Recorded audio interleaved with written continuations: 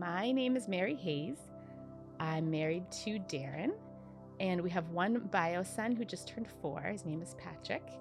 And we, as of this summer, have a foster son as well named Maddie. And we just started the adoption paperwork, so we're hoping that this will be a permanent son within a year or so. Wow, that's crazy. And so I love just seeing Patrick and Maddie together. Like, they look like they've been brothers forever. They're, they play together, they fight together, all the things, right, that brothers do. And it's just been so cool to watch that relationship really form from the beginning. And so has fostering always been something that you and Darren have talked about, prayed about? Walk us through kind of that process. Sure. It's been something that I felt passionate about since college, so 20 years ago. And it first sort of came into my heart when I think college was the first time that I had heard God described as like an adoptive father, like how he adopts all of us. And that impacted me in huge ways, because I knew that I was a sinner and I understood that God was taking me in anyway. And I started to think about, kids who don't have parents. And it's just always been such a tragedy to me that there are kids that want parents and that don't have them. And it just doesn't feel like that's what God would want for his children. So I've always just thought, that's maybe something I can help with one day. Like, why couldn't I help with that? I could help with that. And then I met Darren in my early 30s, so it was like 10 years later. And he actually was more interested in having his own children. I was more interested in adopting. So we sort of thought, well, let's try one of each. Let's see how this goes. So I described Patrick as a dream come true, but he was a dream I didn't know I had. Wow. And I described Maddie as a dream that I've had, and I didn't know if it would come true. Wow. That's incredible. I don't know if I've ever heard you describe it that way. So hearing that is just so poetic. And I love that that's how God works, that he's put this dream both in your heart and in Darren's heart to do this thing of parenting in different ways, but he's created a way for you to do both. Yeah. And so this summer, we were in a small group together. Yes. And we were talking one night about what God has invited you into and how we get to be a part of what he's doing. And we kind of went around the room and shared times where we were certain that this was what God was calling us into. Yes. And Mary, the skeptic, tell me about that night a little bit. So I have always held back in my confidence in life. I would say that I do trust God, and I trust God 100%.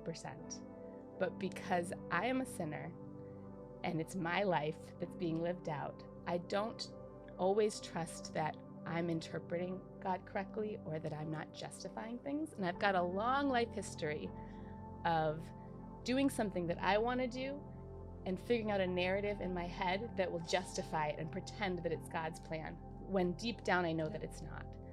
And so I have this confidence problem. Okay. And so I am never fully confident about anything. Something might seem like God's plan, but I'm like, I don't know. Maybe it's not. Maybe I just think it is. I don't know what's going to happen. Maybe there'll be a twist in the plot. So that night, we're all sharing kind of how we've felt God speaking to us and guiding us and leading us. And you said... And I'm saying very confidently, I don't think you can ever be 100% sure about God's plan. Right. So then about 2 weeks later, 1 week later... I think it was within the week. I'm pretty sure. So within a week, I get a phone call from DHHS, and they said there is a 2-year-old boy who is pre-adoptive. His parents have already terminated rights. Wow. He checks all the boxes of all the things that you said that you wanted. We had extremely strict parameters about, what we thought we could handle and what we thought Patrick could handle. And in all the trainings, they had told us, it's extremely rare for a young child to be pre-adoptive. So what will happen with you is that you'll get a foster kid, and we will have no way of guaranteeing or even giving you a likelihood of whether or not this child will be available for adoption. And you knew that you wanted to foster to adopt, ideally. Right. Yeah. That's what we had talked about, for our family. So when we were taking the classes to get certified to be foster parents, I kept telling people, yes, we're taking the classes. And people would say, oh, that's so exciting. I said, don't get excited yet. We're taking the classes, but I don't know if we're going to end up. That confidence thing comes in again. So such a lack of confidence that I would warn people not to be excited for me. And I'm sure part of that was not wanting to get my hopes up myself, because I still didn't trust this is God's plan.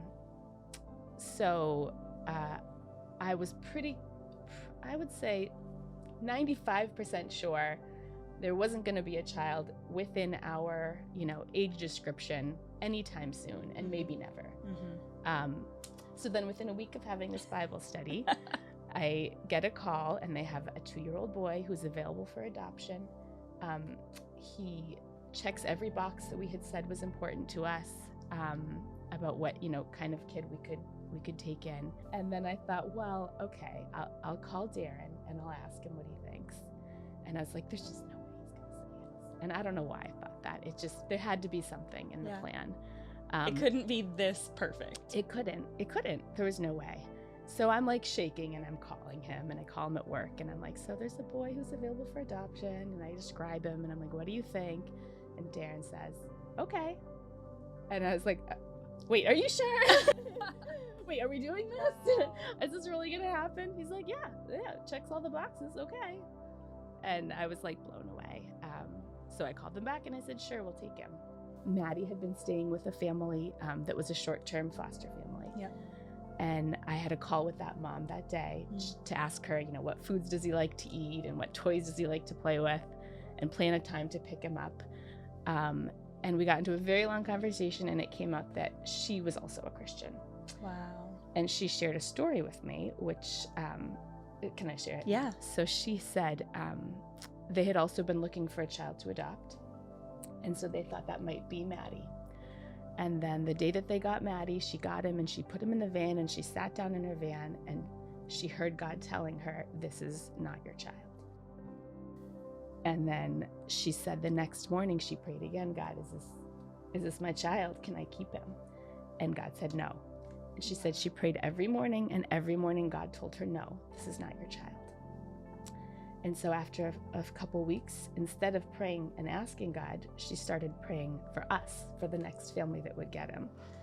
And she said, I just prayed that they would know God, and they would teach Maddie about God. So when I heard that, I thought, wow, there's no way that God has not devised this plan.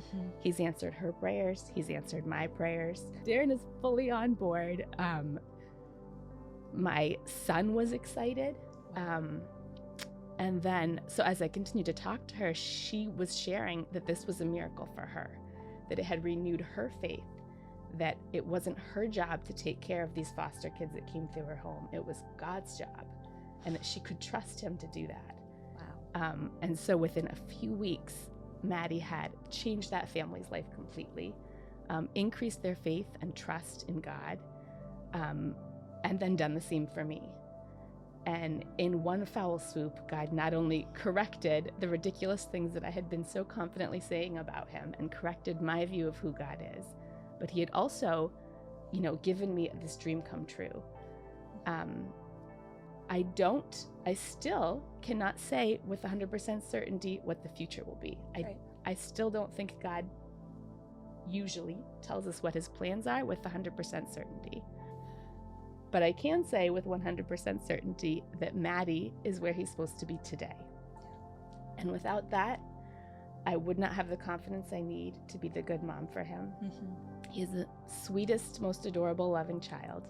It is still a challenge. Absolutely. And without that confidence, I couldn't do this. And so God not only showed me who he was, answered my prayers, gave me a dream come true, but also gave me the confidence that I needed to do the task he set in front of me. Hi, I'm Anne, and I've been in Grief Share since the fall of 2021. I live in Acton. I was married to my husband for 46 years and lost him to COVID. And I've been coming here and I believe the Lord led me here, probably much the same way He did you too. My name's Joellen, and I live in Springvale. I've lived in Maine all my life. I grew up in Alfred, and my family is mostly in the area. I lost my mother back in May of 22, and it brought me to my knees. It really, I thought it brought me to my knees. And my sister came up from Alabama, to be with us and to, do the funeral service and all that. And she's always been a Christian. She's always been followed the Lord, even from a little kid. She was followed Him. And I came to church here with her while she was home. She came to Curtis Lake, and as soon as I walked in, I felt something here that I didn't feel anywhere else. And I didn't even talk to anybody. They didn't know anything about me. And I continued to come. My sister spent the summer here, and I continued to come to Curtis Lake and felt just a little bit of a sense of hope. I couldn't put my finger on it. I didn't know what it was, but I just kept coming. And when my sister went back to Alabama, where she lives, I kept coming to church every Sunday. And I was leaving church one Sunday, and Shayna met me out in the foyer there in the lobby, and she introduced herself, and I introduced myself to her, and we chit-chatted a little bit, and I left, and I was like, yep, I'm not coming back here anymore. I just felt like I just wanted to be here, and I wanted to come and worship in my own little space, and I didn't want anybody, especially a pastor, reaching out to me. So I continued to watch it actually online for a couple of weeks, and then, life just got going, and I stopped coming altogether. And then this past June, my 17-year-old granddaughter died by suicide. And I thought I had been brought to my knees, but now I was shattered.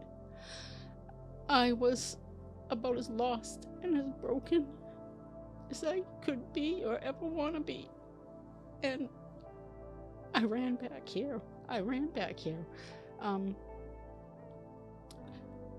But in the interim, I'd come for a couple of weeks, and I went to my hairdresser one day, and there was a friend of mine who worked there also, and she had asked if I would be interested in attending a grief share group, and I was like, yes, I need something. And she gave my email to Diane, and Diane got in touch with me, and it started up in September, and my daughter also came. And when I first came to Grief Share, I just thought that I didn't know what I thought. When we opened the books and started seeing all the scriptures and the references out of the Bible, at first I was like, oh no, I don't know. I was so angry at God at that point, because I had prayed for my granddaughter. We knew she had some issues, and we were trying to get her help, and I guess it was too late. Grief Share was the best thing that's ever happened to me. The people we were all in the same boat, we were all grieving, and I felt a connection right off the bat.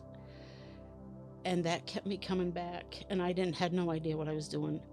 When we'd do the lessons for the day and the assignments, I did everything. I did everything that I was told to do, and it was kind of like just going through the motions, because I still didn't believe.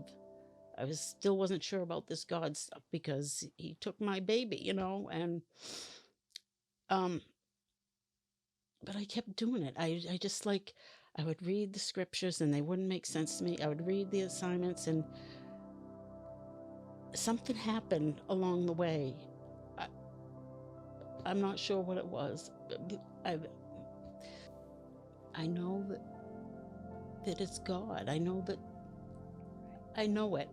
I can't explain it because this is not where I wanted to be. This is not where I wanted to come. I did not want, if you had told me back in September or, before that I would be reading scripture every day and that I would be in contact with people that were, came to church, I would have said no. But here I am, and I'm not going to stop because this is where I feel safe. This is where I feel loved. But it's I've seen that change in you from that first meeting, and I have seen you grow in the things of the Lord. It still hurts really bad. Christmas was hard, but I know I've experienced joy though too. I never thought it possible to experience joy and grief at the same time, and it is possible. And I feel the presence of God. There's no other explanation for it. I had been to Curtis Lake years ago. John and I had actually gone here for a while, probably early 2000, and we moved and we went to another nearby church. But it seemed like I was being drawn back. And Diane is really great about inviting people to step in. So I came to senior lunch a couple of times. I came to night bite night. Yeah. And I started coming to that too. Yeah. And then I went through, Shane had actually introduced me to a introduction to Curtis Lake. There were like 4 meetings, like I said. I ended up going to 2 of them, and Pastor Josh came in and shared. And I just feel this continual, it's very slow, being drawn back into a church body again. But there's something so special here through Grief Share and then beyond. Yeah. It is. And I just think, like, when I first started Grief Share in September, I was thinking, yep, this is going to be 13 weeks of walking into a room full of people that are just crying and all the time. And yes, there was a lot of tears shed. We passed the tissue. Yep, we did. But there was also joy, and especially towards the last several weeks, there was more laughter, and there was more, just like, I can get through this, even when it feels like I just want to curl up on my bed in a fetal position. I know it's gonna pass. Might be a few minutes, might be a few hours, it might be a whole day, but I know it's gonna pass. And I'm grateful for the connection that Grief Share has given me to this church, because I've got to take the intro. I want to do that. But I started with the Starting Point class, which is I'm learning so much. It's like I just want to learn, because that's what's bringing me closer. That's what's getting me closer to, and being able to turn things over. I've got a lot of work to do. Obviously, all of us are sinners and all that, but I've seen even big changes in myself. My husband mentioned it the other day, just like I used to have a mouth like a sailor. I worked 20 years at the Portsmouth Naval Shipyard. Not that that's an excuse, but the words, yeah. Sure. And I don't swear as much. I'm not brought to anger as quickly. It's like I feel that peace, even though my life is still turned upside down. And you and Grief Share and Diane and this church have all been a big part of that. I'm Stacy Irish, and this is my husband, Manly Manly, Irish. yeah. And we just want to talk today about something that happened this year that kind of really woke me up to God's grace. In July, my husband went to work as usual on his motorcycle to the shipyard. That evening, we went to the Y. We were gonna try to be healthy and start working out, and we were just kind of looking at all the different machines. And on the treadmill, he's going on his. He's only doing a really slow walk, 2 miles an hour, something it really wasn't doing slow, much. not much. And I was trying to get my heart rate on mine, and it wasn't working. So I figured, okay, well, they don't work. He's like, well, mine must be broken because look at my heart rate, and it was pretty high. It was, I don't know, over. It was over 100, and I was doing nothing. Right, no exertion, no nothing. We didn't stay very long. We left. We came home. Yeah, and then I decided to get up and couldn't walk. I was on my hands and knees and crawled out into the living room. And for some reason, I just couldn't get up off the floor. I felt weak, and like she said, I was on my motorcycle that day. It was 85 degrees out, and I got stuck in traffic with construction, so I was basically sitting in one place for a good half hour or more. So I just assumed, plus I had a helmet, jacket, gloves, everything on. So I assumed I was either dehydrated or it was this heat exhaustion. And so I asked basically for some water. I just figured I needed a drink and needed to get some fluid in me, and that would make me feel better. And so I'm like, okay, well, I'm taking to the emergency room. He couldn't get up. He couldn't get up, couldn't even lift his head up off the floor. The ER in Sanford was great. They got us right in. There was really no waiting. But I know that God put the right people in the emergency room that night, because it was very quick to get him into x-ray. It was very quick to get him on a ventilator to try to open up airways to help him to breathe, to help him to try to relax more. And that's the part I don't remember. No, I remember getting to the Sanford Hospital. And next thing I know, I am getting put in the ambulance to go to Bedford. Then the next thing I know, I'm getting put in the ambulance to go to Portland. And then I wake up in Portland, and I thought it was like 3 hours later. And apparently it wasn't. But the emergent nature of his heart being broken turned out that he had to sit there for 4+ days. He didn't have the surgery until he'd been in the hospital already for 4 days. Actually, it was the next Friday. Next Friday. So I went in Thursday night to the hospital in Sanford, got to Portland Friday morning, and they didn't have the operation until the next Friday. And so they came in, because it was supposed to be done, I believe, on Monday. Right, initially. And then they came in over the weekend, and they're like, oh, we're not going to do it until Friday. And so I'm like, okay. And she's like, what? It's supposed to be an emergency. So like I said, it's two different stories here, because I'm relaxed, I'm calm. I was at peace. I had the faith that, we got the best doctors here. They've done this many times. I'm going to go have an operation. I'm going to come out. I'm going to get better. I'm going to go home. So I wasn't worried. I'm glad you had that kind of peace. Yeah. I really am. I know the day of your surgery, I met with the surgeon prior to, like the day before. He's okay. He's going to be here. It's going to, we're going to do the surgery. You're going to be in this room, and we're going to keep you abreast of everything that's happening. That didn't happen. I heard nothing at all. And I'm sitting in one of the waiting rooms, and I'm waiting and I'm waiting, and I'm not even seeing his name on the board. I'm like, okay, what's going on? And I went up to the desk and I said, my husband, Manly Irish, he's Dr. Buchanan's patient. Oh, come with us. I'm like, that's not good. I was in the wrong waiting room. I was told the wrong waiting room. So that put a lot of pressure and a lot of nervousness on me to begin with.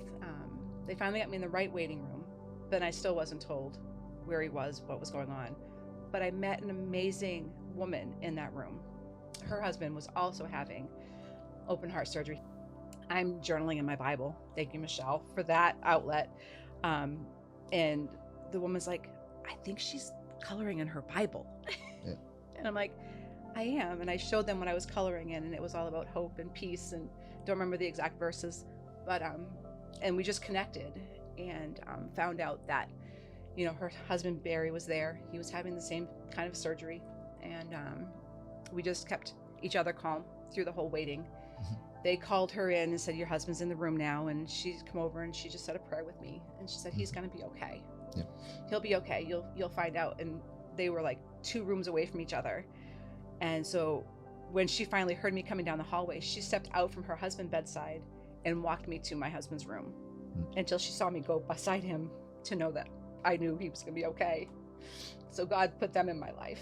Well, I knew, like I said, I was peace at it. It was almost like, I know nothing's going to go wrong. I know I'm going to get home to my family and all this. I'm constantly hearing from people from the church saying that, you know, we're praying for you. And I knew that it's basically, I've got a whole church praying for me. And that to me was the most important. My peace came in it came through 2 people. Pastor Jim came down. Yes. And he stayed with us for a while and he prayed and, Yep. you know, the things that pastors are supposed to do. But the thing I love about Pastor Jim is he's so human, like, and just to have him come down into that and just be with us. And, and then Marla, sweet Marla, with everything with her, with everything going on with her and things like that. I mean, she has her health issues and, you know, things from her past. And so she knows, and she spent a good part of the day with me one day. And, you know, we had lunch together and sat and we prayed, and God just brought, you know, them there when I needed them most. Hi, I'm Patty. We're doing the Patty Show today. So this is my friend Patty that I met recently. So Patty, you and I just met a few months ago. Yep. So tell us a little bit about how that happened. You led a class on how to read the Bible. Yep. And I just loved it. It brought me so much closer to God. I read the Bible, I don't even know how many years ago, 30 years ago, and didn't get what I got out of it this time. Right. Yeah. And I think that's what's kind of cool about the Bible is we get different stuff out of it every time we do read it too. yes, yes. Yeah. And I'm just now, because of that class, I'm reading how to read the Bible in 365 days, You're doing the New Testament, and I'm 100 and something days ahead because I can't put it down. See, most people when they do a reading plan like that, they're like, I'm 104 days behind right now. But Yeah, no, not you. I'm just reading and reading and So earlier this year, you and your family had kind of a new awakening situation that happened, and you're fairly new to Curtis Lake. yes. Okay, so Yes. tell us how you ended up here and what happened after you got here.